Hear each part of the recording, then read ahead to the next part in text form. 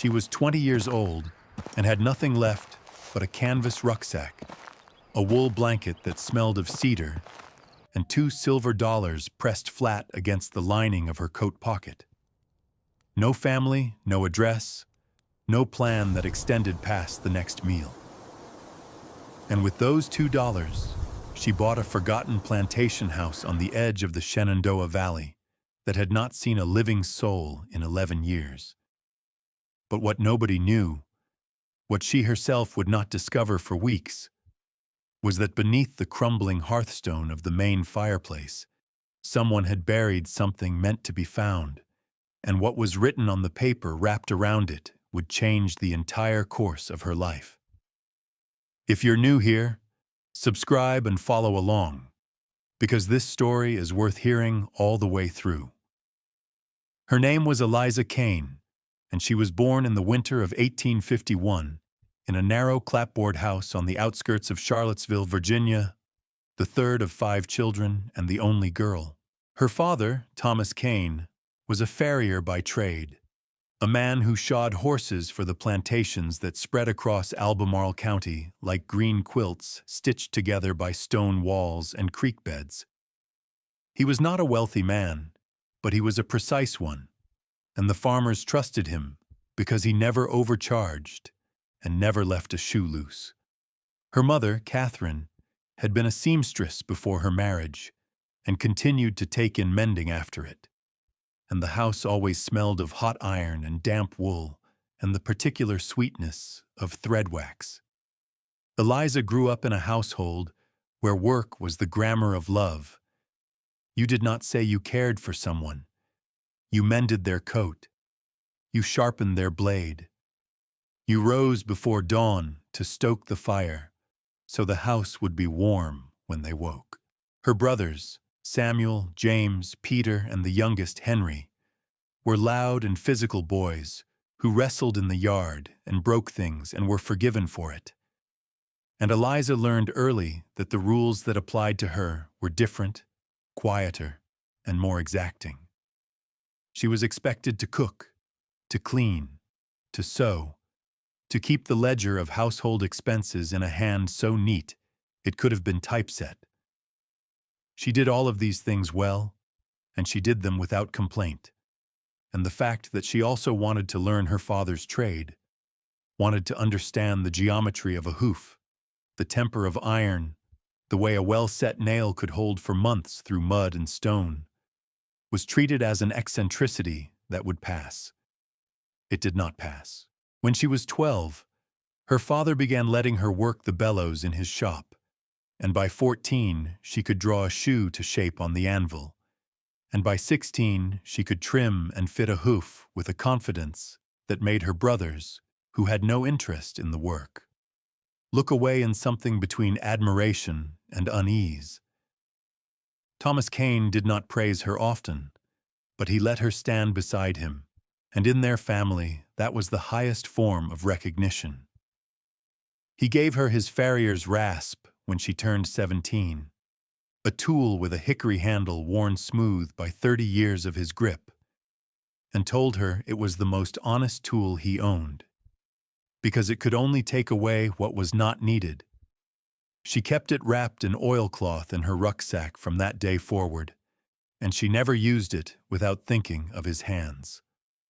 Thomas Kane died in the autumn of 1867, thrown from a horse he was shoeing for a man named Garrett, who had not warned him the animal was greenbroke. He struck his head on the corner of a water trough and did not wake up. Eliza was 16. Her mother, who had always been thin and precise and quietly fierce, became something else after that. Not broken exactly, but rearranged, as though the loss had shifted the furniture of her personality, and she could no longer find her way through familiar rooms. Within a year, Catherine Kane married a man named Horace Pemberton, a dry goods merchant from Richmond, who had come to Charlottesville to open a store, and who saw in Catherine a woman who could keep his books and manage his household, and ask very little in return. Horace was not cruel in any way that left marks. He was simply a man who had purchased a life and expected it to function according to his specifications. He was 43, with a soft belly and hard opinions, and a way of speaking to Eliza's brothers that made them feel small, and a way of not speaking to Eliza at all that made her feel invisible. He did not like that she worked with tools. He did not like that she smelled of iron and hoof oil. He did not like that she read books he had not approved, or that she walked alone to her father's old shop, which still stood empty at the edge of town, and sat inside it with the door closed. He told Catherine that the girl needed direction, and Catherine, who was tired and afraid and no longer sure of her own judgment, agreed. Eliza's brothers left one by one, Samuel to work on the railroad, James to a logging camp in West Virginia, Peter to the merchant marine, and Henry, the youngest and the one Eliza loved most fiercely, to an apprenticeship with a carpenter in Staunton. Each departure was a small amputation. By the time Eliza was 19, it was just her and her mother and Horace in the house that no longer smelled of thread wax and iron, but of Horace's pipe tobacco and the particular staleness of a home where no one laughs. The woman who shaped Eliza most deeply, apart from her father, was not her mother, but a woman named Mabel Thorne, who lived alone in a stone cottage 2 miles outside Charlottesville, and who had been, at various points in her life, a midwife, a tanner, a beekeeper, and a teacher of reading to anyone who wanted to learn. Mabel was 68 when Eliza first knocked on her door at the age of 13, carrying a book she had found in her father's shop and could not make sense of, a manual on veterinary farriery published in Philadelphia. Mabel read the first chapter aloud to her, explained the diagrams, and then said, "Come back Tuesday and bring your own pencil." Eliza came back every Tuesday for 6 years. Mabel taught her to read not just words but structures, how a house was framed, how a stone wall was laid, how a chimney drew, how soil told you what it could grow by its color and texture and smell. She taught her to make soap and candles, and to tan a rabbit hide, and to set a broken bone in a splint of willow bark and cotton strips. She taught her to keep bees and to read weather and to build a fire that would burn all night on 2 logs if you placed them correctly. Mabel had been widowed at 31 and had never remarried, and she told Eliza once while they were smoking a hive together in the late summer heat that the most important thing a woman could possess was not beauty or charm or even kindness, but competence. Because competence could not be taken away by anyone. Not by a husband, not by a father, not by God himself. Mabel died in the spring of 1870, quietly, in her sleep, with her boots still on and a cup of cold tea on the table beside her bed. She left Eliza her beekeeper's veil, her tanning knives, and a small leather-bound notebook filled with recipes, remedies, and observations about the natural world, written in a hand so small you needed good light to read it. Eliza carried that notebook in her rucksack beside her father's rasp, and together they formed the entirety of her inheritance. Not money, not land, not a name that opened doors, but knowledge made physical, tools that fit her hands, and the memory of 2 people who had seen her clearly and believed she was enough. The morning Eliza was cast out was a Tuesday in October of 1871, and the air was cool and smelled of wood smoke and the first rot of fallen apples in the orchard behind the house. She had been at Mabel's old cottage the day before, cleaning it out as she did every few months to keep the mice from nesting in the walls, and she had come home late, past the hour Horace considered acceptable for a woman to be walking alone. She had not argued with him.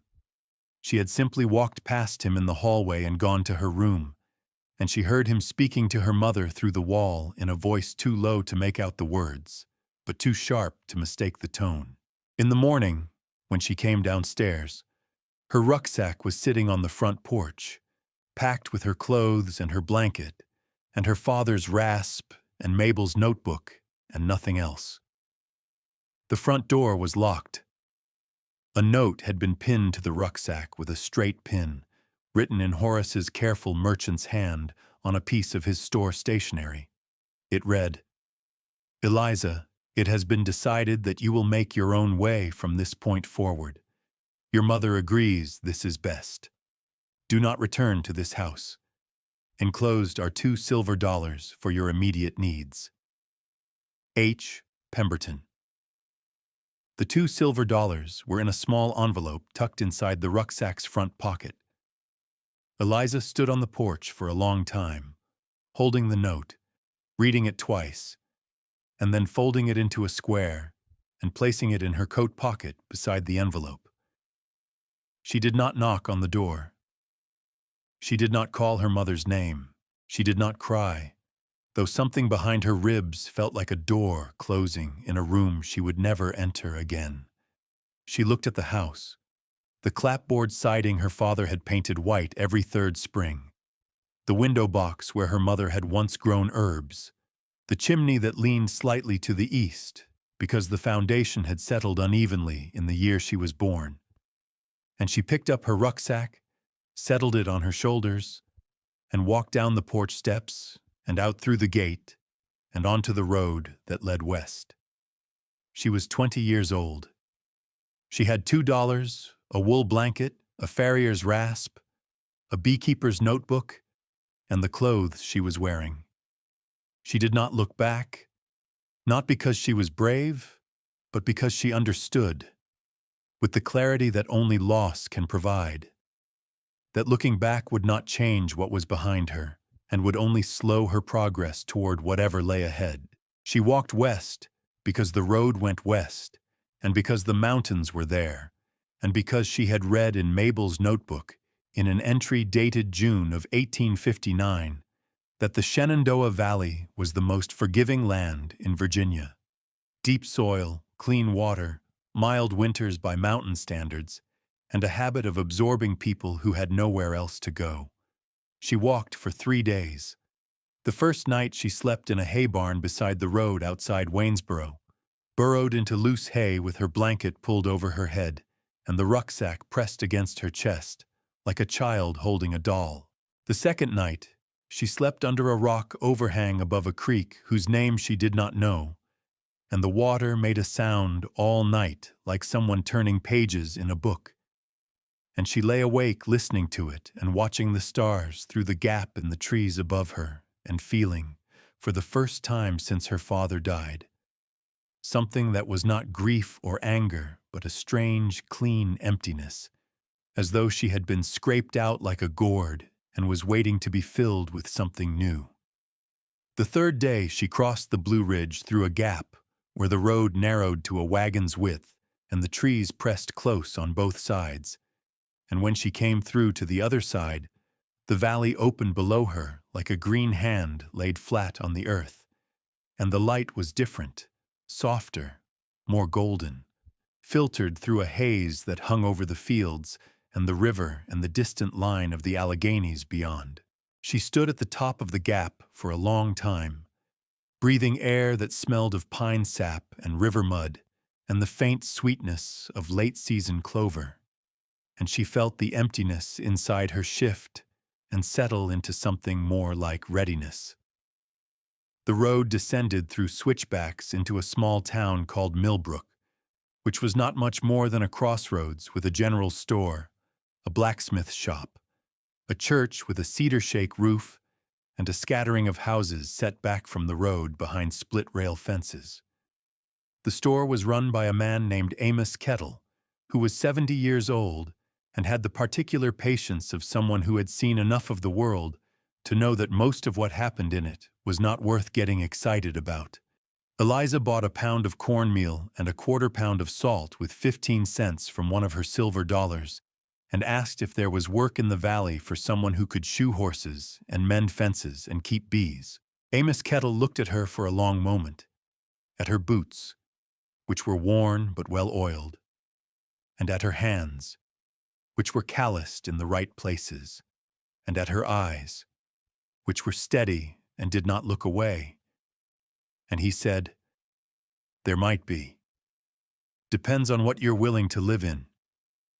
She told him she was willing to live in anything that had a roof and four walls, and he nodded slowly and said there was a place up the valley, about 4 miles north along the creek road, that had been sitting empty since the war, and the county had been trying to sell it for years, and the last price he had heard was $2, which was not a price for a house but a price for the county to be rid of the paperwork. The place was called the Hargrove property, and it had been, before the war, a small plantation of about 40 acres that grew tobacco and corn and kept a modest orchard of apple and pear trees along the south-facing slope above the creek. The main house was not grand. It was no columned mansion of the kind that filled the imaginations of people who had never been to Virginia. But it was substantial, a 2-story structure built of local limestone and heavy oak timbers, with a central hall plan and 4 rooms on each floor and a detached kitchen connected to the main house by a covered breezeway. The roof was cedar shake, and fully a third of it had collapsed on the east side, letting 11 years of rain and snow and leaf fall into the upper rooms, which had rotted the floorboards and brought down a section of the ceiling into what had once been a parlor. The windows were gone, not broken but removed, taken by scavengers who could sell the glass, and the openings gaped like empty eye sockets in the pale limestone walls. The front door hung from one hinge, and the porch had buckled where a locust tree had grown up through the boards, splitting them apart with the patient, irresistible force of a living thing that did not know it was destroying something. The stone foundation was sound. Eliza walked the entire perimeter, pressing her hand against the walls, feeling for cracks, for settling, for the telltale bulge that meant a wall was leaning and would eventually fall. The limestone was solid, 2 feet thick at the base, laid in courses with lime mortar that had hardened over the decades into something nearly as strong as the stone itself. The chimney on the west end stood straight and true, a massive column of the same limestone, with a firebox wide enough to hold a 4-foot log and a hearthstone that was a single slab of blue-gray slate, cracked across one corner but otherwise intact. The east chimney had partially collapsed, and its stones lay in a heap inside what had been a bedroom. But the west chimney, the main chimney, the one that served the great room and the kitchen beyond, was as solid as the day it was built. Inside, the damage was worse than it appeared from outside, but it was damage of neglect, not of violence. The plaster walls had fallen away in sheets, exposing the lath beneath, which was hand-split oak and still sound where it had stayed dry. The staircase to the second floor was missing 4 treads, but the stringers were intact. Heavy oak planks notched into the wall, framing with mortise and tenon joints that had not moved in decades. The floors on the west side of the house, the dry side, sheltered by the intact portion of the roof, were dirty and stained but solid, wide planks of heart pine that had darkened to the color of molasses and still held their nails. The kitchen building was in better shape than the main house, being smaller and more tightly built, with a stone floor and a cooking fireplace with an iron crane still hanging in place, though the crane's hook was missing. The breezeway roof had fallen, but the posts still stood, and the framing could be rebuilt with straight poles and new shakes. The orchard was a wilderness of unpruned branches and suckers and wild grape, but Eliza could see beneath the tangle the shapes of trees that had been well planted and well spaced, and that still bore fruit. She found 3 apples on the ground beneath one tree, small and scarred, but sweet when she bit into them. The tobacco fields were gone to goldenrod and broom sedge, but the corn bottom along the creek still showed dark, rich soil where the water had deposited silt every spring for centuries. She walked the property for 2 hours, touching things, measuring with her eyes, cataloging what was ruined and what was waiting. She saw what other people would not have seen. that the bones of this place were good, that the stone was true, that the timber was old growth and would outlast anything cut in her lifetime, that the land wanted to grow things, and the water ran clean and cold and close. She went back to Amos Kettle's store that afternoon and told him she wanted to buy it.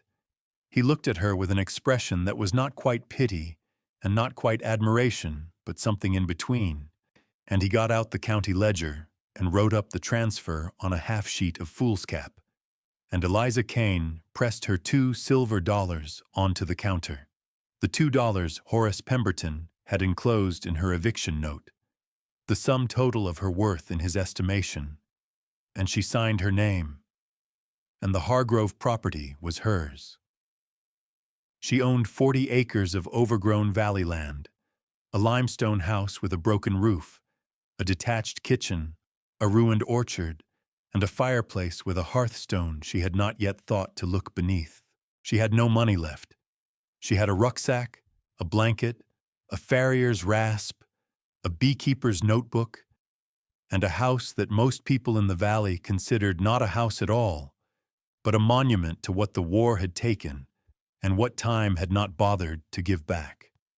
She carried her rucksack up the creek road in the late afternoon light, and the shadows of the mountains stretched across the valley floor like long blue fingers, and the air was cold enough that she could see her breath, and she walked through the broken front door of the Hargrove house and set her rucksack down on the heart pine floor of the great room and stood there in the silence, listening to the wind move through the empty window frames and the creak of the one remaining shutter and the distant sound of the creek running over stones. And she thought, "This is mine, not given, not inherited, not permitted, bought with the only money she had in the world, money that had been meant as a dismissal, as a final transaction between herself and the people who should have loved her, and she had turned it into something else entirely. Not a closing, but an opening. Not an ending, but the first page of a life she would write herself, in her own hand, on the walls of a house that had been forgotten by everyone except the land it stood on. She lived in the great room for the first week, sleeping on the heart pine floor with her blanket folded double beneath her and her rucksack as a pillow. And she spent the daylight hours clearing debris from the rooms she could save and stacking what she could not save in the yard for burning. She ate cornmeal mush cooked in a tin pot she found in the kitchen building, and she drank water from the creek carried in a clay jug that had been sitting on a shelf in the kitchen for 11 years, with a skin of dust so thick it looked like gray velvet. On the 9th day, she turned her attention to the west fireplace. It drew well. She had been burning small fires in it every evening to take the chill off the great room, but the hearthstone troubled her. The crack she had noticed on her first visit ran diagonally across the slab from the right front corner to a point about 2/3 of the way back, and the smaller piece created by this crack had settled slightly, perhaps half an inch lower than the larger piece, which meant either the support beneath it had given way, or there was a void underneath. She knelt on the stone and pressed her palms flat against it, and felt the smaller section shift under her weight, just barely. A movement so slight it was more sensation than observation. She got her father's rasp from her rucksack and used the flat end to scrape the mortar from the joint between the two pieces of slate, working carefully, the way Thomas Kane had taught her to work. Not forcing the tool, but letting it find the line of least resistance. The mortar was old andite and came away in dry powder. When the joint was clean, she worked the rasp's edge under the smaller piece and levered it upward, and it came free more easily than she expected, because it had been lifted before.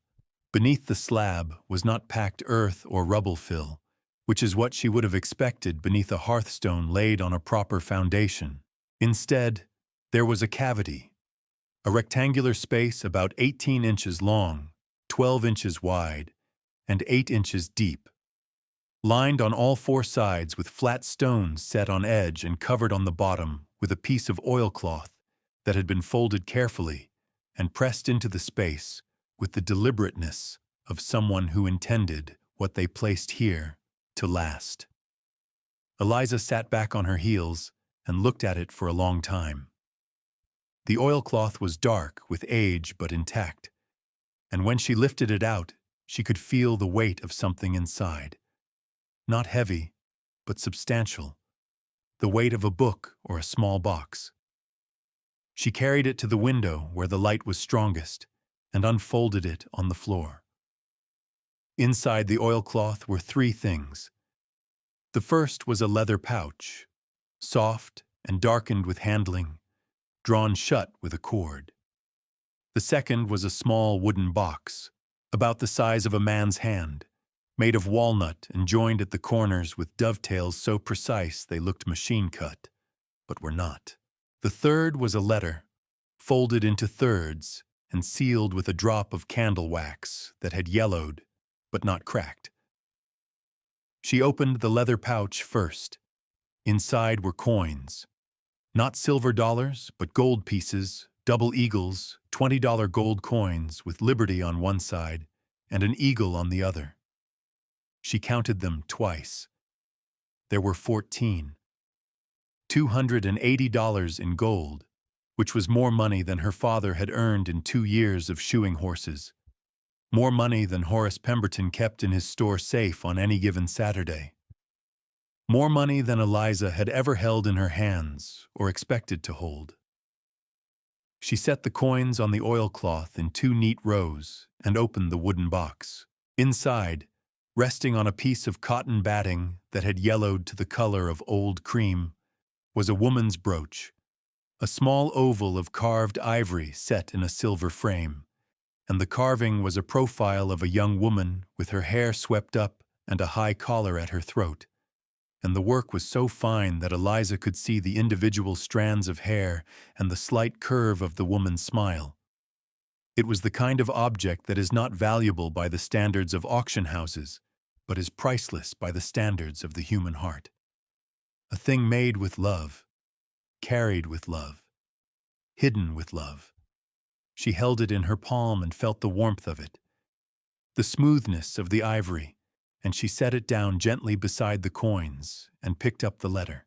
She broke the wax seal and unfolded the paper, which was heavy stock, the kind used for legal documents, and the handwriting was small and careful and slanted slightly to the right.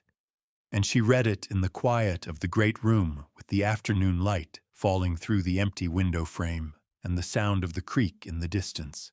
The letter read, "My name is Adelaide Hargrove, and I am writing this on the 14th of March, 1862, in the house my husband James and I built together in the year 1839. I am 61 years old. James has been dead for 3 years, and our son William was killed at Manassas last July, and I am alone now in this house which was built for a family and which has become very quiet. I do not know how much longer I will stay. The war is coming closer, and there are soldiers on the road every week, and I have heard that they are taking what they find in the houses they pass through. And so I am putting away what I have left of value in a place where it will not be found by men who are looking for things to take. The coins in this pouch are the savings of 23 years. James and I put aside what we could, a little each season after the tobacco was sold and the debts were paid, and it was never much in any single year, but it accumulated the way water accumulates in a cistern, slowly and without drama, and it became something substantial. I had intended it for William. I had intended many things for William. The brooch was carved by James in the winter of 1840, the first winter after we were married, when the snow was deep and there was nothing to do but sit by this fire and work with his hands. He carved it from a piece of ivory he had traded for in Staunton, and he said it was my likeness, though I told him he had made me prettier than I was, and he said he had made me exactly as I was. and that I was the one who could not see it. I have worn it every day since, and I am taking it off now for the first time in 22 years, and putting it in this box, and putting the box in this hole in the ground. And I will tell you that my hand does not want to let it go. But I would rather it be hidden and safe than taken by a stranger who does not know what it means. To whoever finds this, I do not know who you are or when you will come, or what will have brought you to this house. But if you are here, then you have need of shelter, and if you have lifted this stone, then perhaps you have need of what is beneath it. Take it. Take all of it. Use the money to mend what is broken, and plant what has gone fallow, and make this house a living place again. That is all I ask. That someone live here. That someone light a fire in this fireplace, and cook a meal in that kitchen, and walk through that orchard in the spring when the pear trees bloom. James and I were happy here. It was a good house and good land, and it deserved better than to be left empty. I hope you will be happy here too. I hope you will find what you need. Adelaide Hargrove, written in her own hand, in the house her husband built, on a cold night in March, with the fire burning low. Eliza read the letter twice, and then a third time. And on the third reading, her vision blurred, and she set the letter down on her knee and pressed the heels of her hands against her eyes and sat very still for a long time. She did not cry the way people cry in stories, dramatically, with sobs and shaking shoulders. She cried the way people cry when something they did not know they were carrying is finally set down.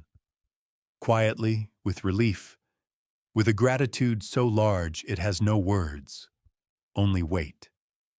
She did not spend the gold all at once. She was not a woman who had ever had money, and she understood instinctively that the value of money lay not in what it could buy in a single day, but in what it could sustain over months and years. She went to Amos Kettle's store the next morning and bought 20 pounds of cornmeal, 10 pounds of flour, 5 pounds of salt, a pound of coffee, a box of nails, a coil of rope, a pane of window glass, and a bar of lye soap, and she paid for it with 1 gold coin and received her change in silver and paper, and felt the strange vertigo of being a person who could buy things without calculating whether the purchase would mean going hungry. She told Amos about the house, not about the gold, not about the letter, just about the work that needed doing.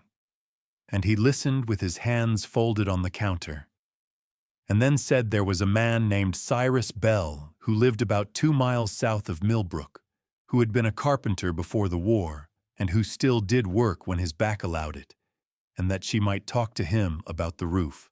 Cyrus Bell was 64 years old, with a white beard that he kept trimmed close to his jaw and hands that were enormous and gentle and scarred across every knuckle.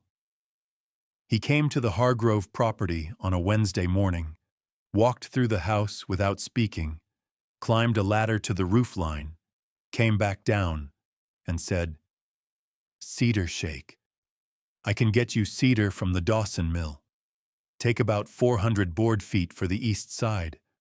I'll need a helper." She told him she would be the helper. He looked at her the way Amos Kettle had looked at her, that expression between pity and admiration. And then he nodded and said, "We start Monday." They started Monday.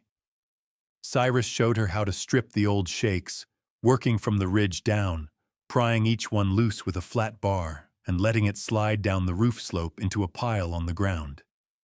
He showed her how to lay new shakes in staggered courses with a 2-inch overlap, nailing each one with 2 galvanized nails set an inch from the edge, and how to cut the shakes at the ridge line so they interlocked like fingers and shed water in both directions.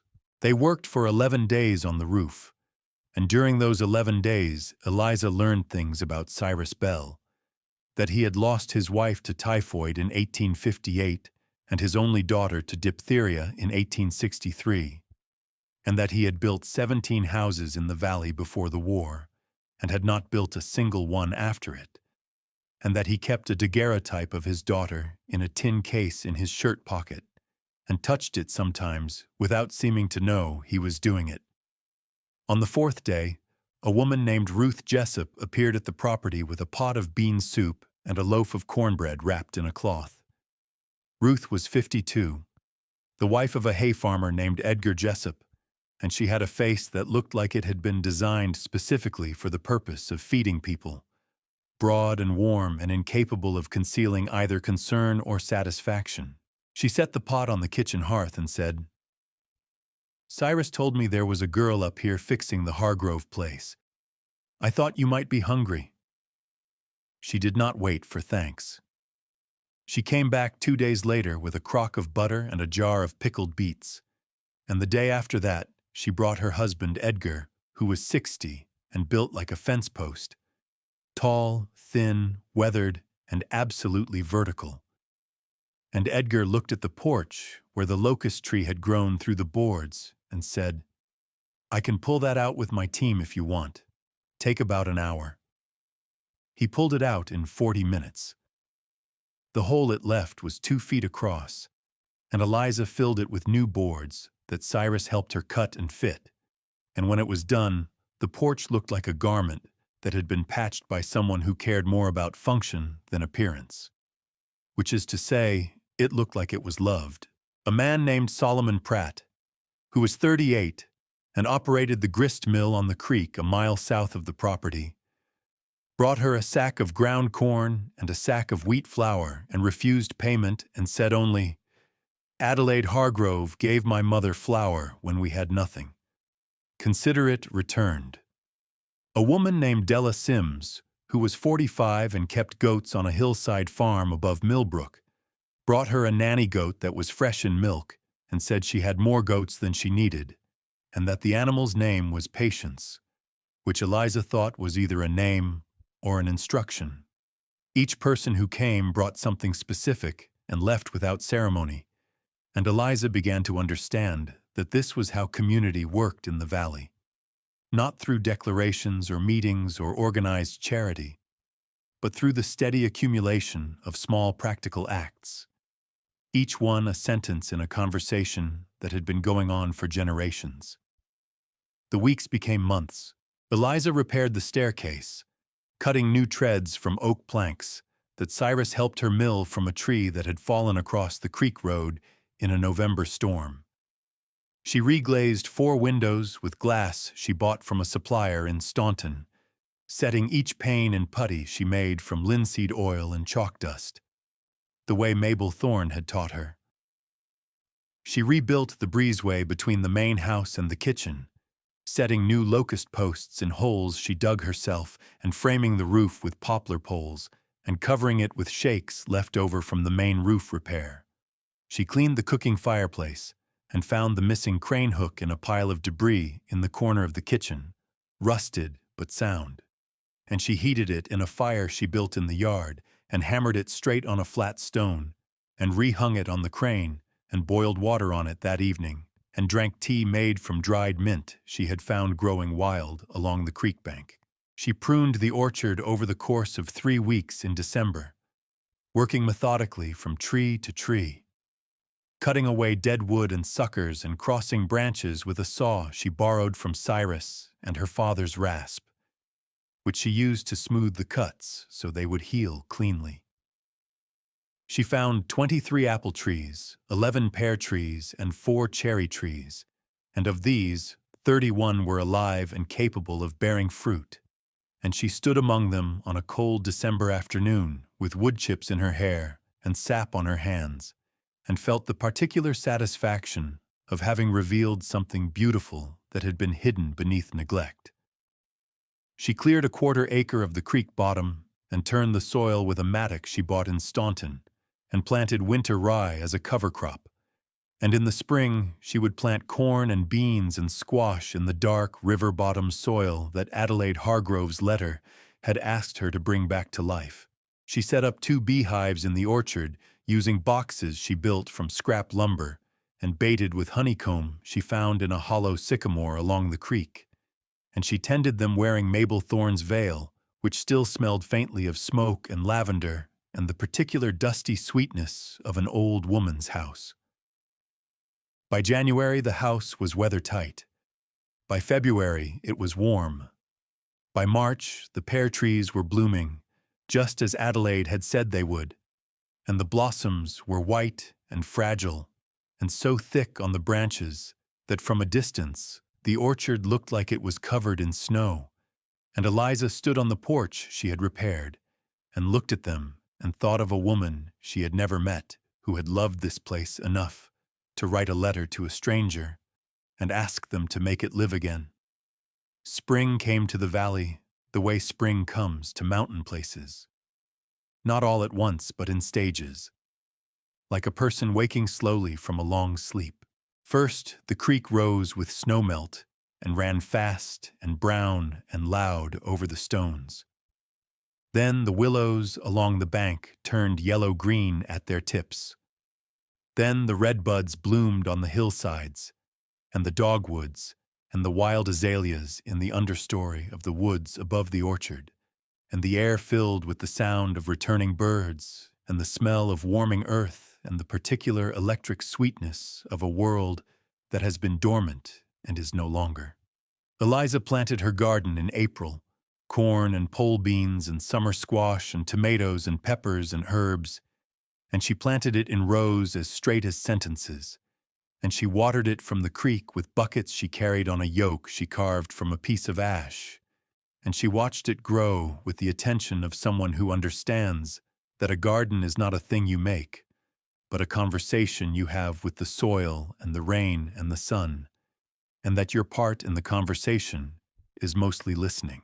The goat Patience gave milk every morning and evening, and Eliza learned to make cheese from Ruth Jessup, who came to the property every Thursday now with something: a jar of preserves, a bundle of onion sets, a length of cloth, a piece of advice delivered in the same matter-of-fact tone, regardless of whether it concerned the proper time to plant potatoes or the proper way to grieve a father.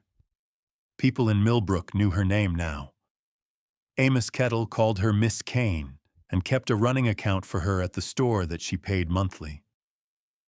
Solomon Pratt ground her corn without charge and said it was still part of the flour debt his family owed the Hargroves. Della Sims brought a second goat, a kid this time, and said Patience needed company. Cyrus Bell came by every week or so, not to work, but to sit on the porch and drink coffee and look at the orchard and say very little, which was his way of saying he was glad the house was alive again. Eliza began shoeing horses for the valley's farmers, working out of a small forge she built against the south wall of the kitchen building, using stones from the collapsed east chimney and a bellows she made from 2 boards and a piece of leather. And the farmers came to her because she was good, and because she was fair, and because she handled their animals with a gentleness that made the horses stand quiet under her hands. She charged $2 a horse, which was the going rate, and she saved what she did not need, the way Adelaide and James Hargrove had saved. Slowly, without drama, the way water accumulates in a cistern. She was not wealthy. She was not comfortable in the way that word is usually meant, but she was fed and warm and occupied and known, and she was building something that was hers, and the building of it was itself a kind of happiness that she had not known existed. The happiness of competence applied to purpose, of labor that leaves marks you can see and touch and stand inside of. On an evening in late May, when the light lasted until nearly 8 o'clock and the air was warm and heavy with the smell of cut grass and honeysuckle, Eliza sat in the great room of the Hargrove house, her house now, in a chair that Cyrus Bell had made for her as a gift, a simple ladder-back chair with a woven hickory bark seat that was more comfortable than any chair she had ever sat in. The fire was low in the west fireplace, just enough to take the edge off the evening chill, and the hearthstone was back in place. both pieces level now because she had packed the void beneath with rubble and mortar and made it solid. Adelaide Hargrove's letter was in the walnut box on the mantel, beside the ivory brooch, and beside Mabel Thorne's notebook, and beside her father's rasp. And these four objects sat together in a row like members of a family that had never met in life, but had found each other here, in this room, through the improbable arithmetic of loss and persistence and time. She thought about Adelaide, who had carved out a life in this valley with a husband who made beautiful things with his hands, and a son she would outlive, and a war that would take everything except the house and the land, and the hope she had buried beneath the hearthstone. She thought about Mabel Thorne, who had taught her that competence was the one thing no one could take away, and who had been right about that, as she had been right about nearly everything. She thought about her father, Thomas Kane, who had given her a rasp and told her it was the most honest tool he owned because it could only remove what was not needed, and she understood now that he had been talking about more than hooves. She thought about her mother, Catherine, who had been afraid and tired, and who had let Horace Pemberton make a decision that was not his to make. And she found that she could think about her mother without anger now, which was not the same as forgiveness, but was perhaps the road that led there. She did not think about Horace Pemberton at all. He was not worth the space he would have occupied in her mind, and she had learned, in these months of work and solitude and slow accumulation, that the mind, like a house, has a finite number of rooms, and you must choose carefully what you put in them. She looked at the fire, and she looked at the objects on the mantel, and she looked at the walls of the room, which she had replastered herself with a mixture of lime and sand and horsehair, and which were not smooth or perfect, but were solid and white and clean and hers.